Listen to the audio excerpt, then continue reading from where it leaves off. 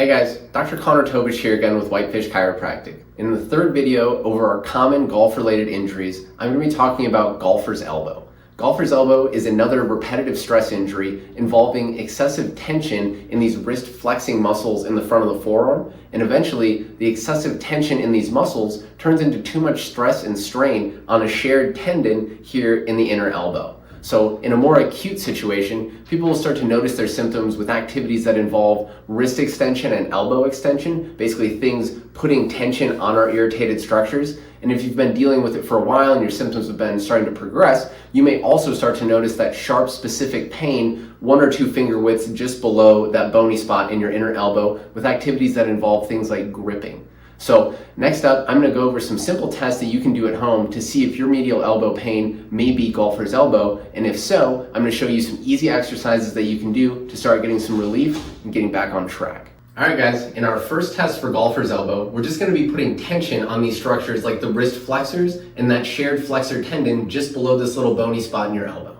So we'll take your opposite hand, push this wrist into extension, then we'll straighten the arm out. We want to see, does this reproduce your symptoms? In our next test, we want to activate these muscles, then stress them. So we'll have you grab onto one of your golf clubs. From here, we want the wrist to be slightly flexed and also partially pronated, or turning the thumb down. So if you grab onto the shaft, slightly flexed, slightly pronated.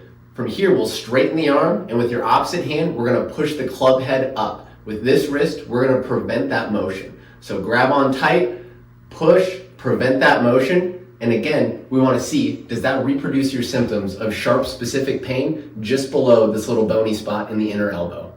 First exercise we're going to look at to start getting some relief from your golfer's elbow is going to be some soft tissue smashing. So grab onto a golf ball, a lacrosse ball, whatever you like, but you're basically going to be a mean massage therapist to yourself. Dig this ball into these tight and tender spots in the wrist flexors and here in the tendon just past this little bony spot in the inner elbow.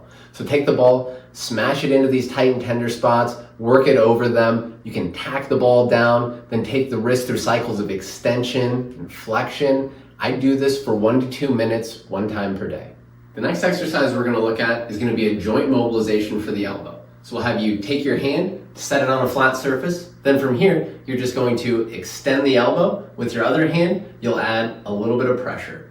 You don't have to hold there for very long. Just extend, pressure on, pressure off.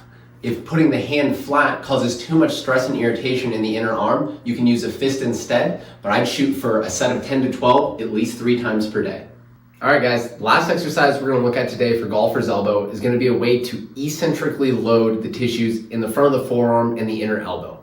Eccentric just means the tissues are being lengthened. So we're going to load them as we lengthen them. This is going to do 2 good things for us. 1, it's going to help us strengthen up all of these tissues in here. And 2, oftentimes this exercise can be really helpful to help down-regulate pain. So to get set up, you're just going to get your forearm set on something solid and sturdy that's not going to move. Then from here, if you have a 5 or a 10 pound dumbbell, you can hold on to that. If you don't, you can just use your other hand to create that resistance. So with the opposite hand, you're just going to create about 5 or 10 pounds of pressure downwards. And with these muscles, you're going to let this hand win, but you're going to control it on the way down. You want it to take about 4 or 5 seconds to get from the top to the bottom. So create that pressure, let your other hand win as these tissues are lengthened, 4 or 5 seconds, then come back to the beginning. You can do that exercise twice a day, 10 reps each time.